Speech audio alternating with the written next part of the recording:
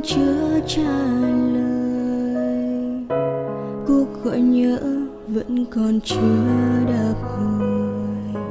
Có lẽ mỗi người còn vẫn lo lắng cho riêng mình, giờ đây chỉ còn một thói quen chưa kịp quên.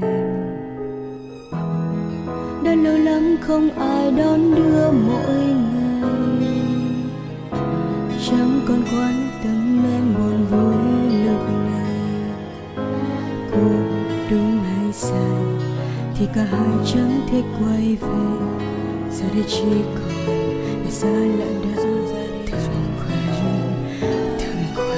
khắc cứ lớn dần.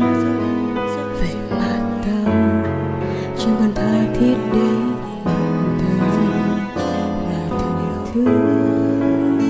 Sao bỗng xa lạ quá và không quen, chẳng dám nhìn nhau vội đi mất. Một người từng thương nhiều thế rồi cũng có người dưng, chẳng còn gọi nhau bằng những cái tên mình đã từng. Trả lại nhau những